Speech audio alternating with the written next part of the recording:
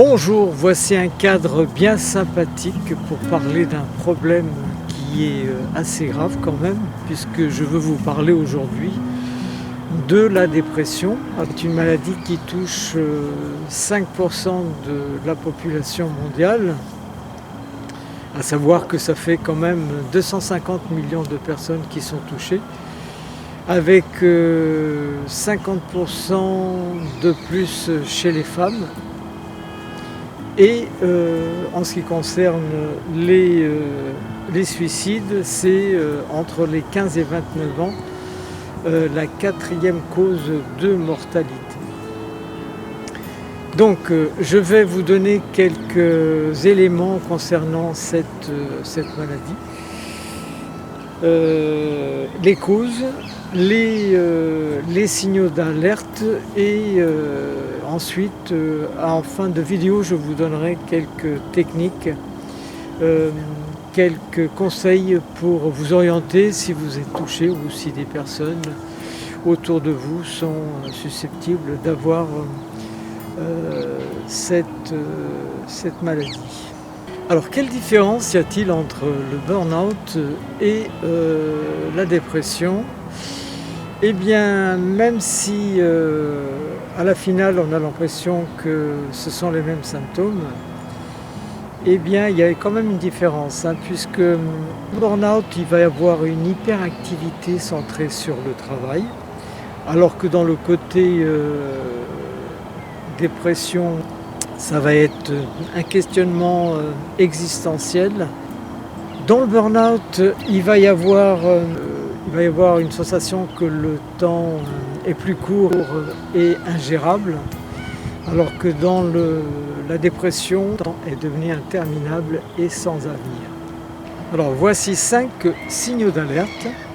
Vous allez avoir le découragement. La personne ne va plus avoir la même résistance face aux événements.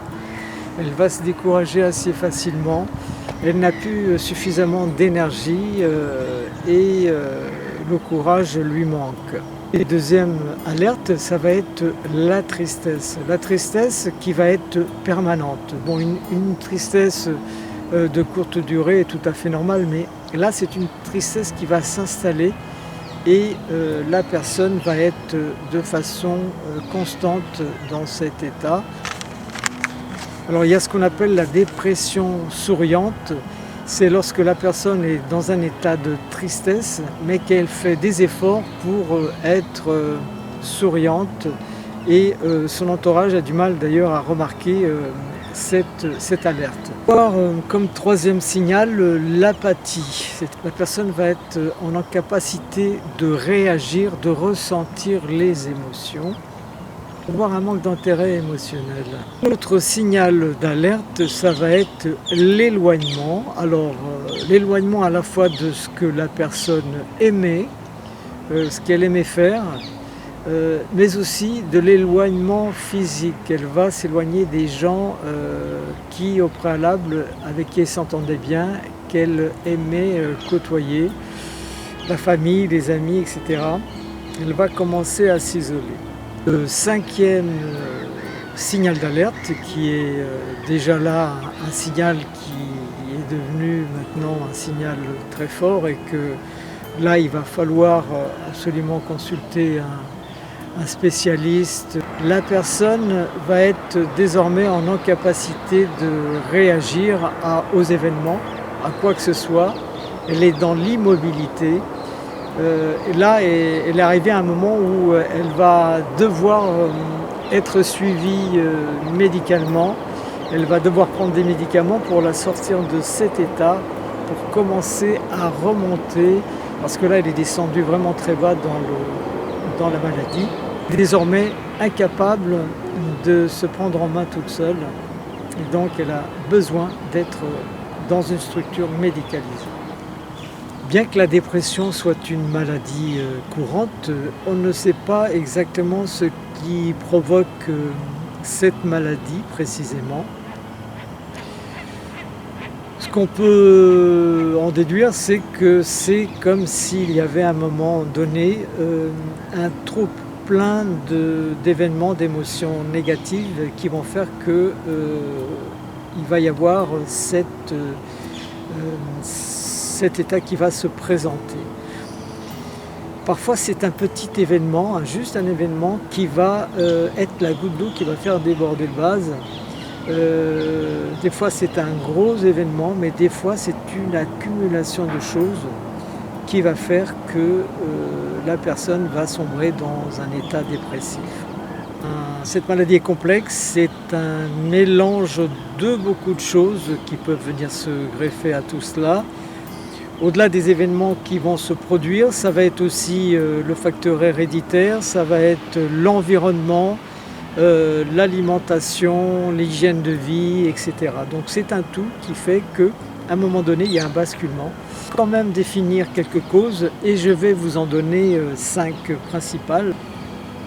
Alors une des causes, ça peut être la perte matérielle ou la perte physique d'un être cher, que ce soit un animal ou que ce soit une personne. Donc un deuil en fait, ça peut être un des facteurs qui va faire en sorte que la personne va plonger dans une dépression. Ça peut être aussi l'environnement. L'environnement familial, l'environnement professionnel, la personne qui subit une certaine pression depuis longtemps, qui vit dans une structure familiale où les gens sont déjà eux-mêmes dépressifs, une famille qui est déjà elle-même un peu dépressive, des fois c'est héréditaire, il y a quelque chose dans les familles qui se transmet où il y a une certaine oppression et la personne qui va grandir dans ce climat, dans ce contexte, et qui en plus va avoir un environnement à l'extérieur qui est aussi oppressant, va au bout d'un moment basculer dans cette dépression. Une des troisièmes causes possibles, ça va être la monotonie, c'est-à-dire que la personne a une vie monotone où elle fait tout le temps les mêmes choses. Elle n'a pas de distraction suffisante pour fortifier l'esprit. Elle va continuer à faire cette routine et elle va finir à un moment donné, en cas de stress important, de problématiques qui surgissent dans sa vie, elle va basculer dans un état dépressif. Le manque d'estime de soi est une des causes aussi importantes. L'estime de soi est à la psyché ce que l'esprit est au corps. C'est-à-dire que si l'un va mal, l'autre aussi. Lorsqu'il y a un manque d'estime de soi, l'écologie vacille, faiblit et ça conduit à la dépression. Une des dernières causes, ça va être le manque de ressources pour faire face à la dépression. Alors quand on parle de ressources ici, ça va être le manque de connaissances pour pouvoir affronter la dépression.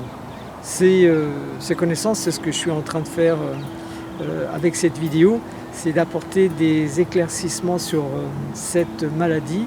Et donc le fait de connaître comment faire face à cette maladie permet de réagir immédiatement lorsque on a les symptômes, de savoir quoi faire. Voilà les différentes causes dont on peut déjà parler.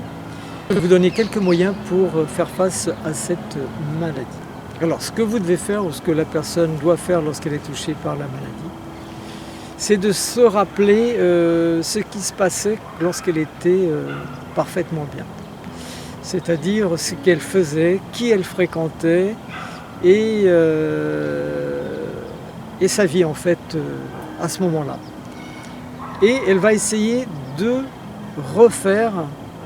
se remettre en phase avec cette vie-là. C'est-à-dire qu'elle va faire les mêmes choses, revoir les mêmes personnes, reprendre contact avec les personnes, etc. Certes, ça va être une certaine difficulté.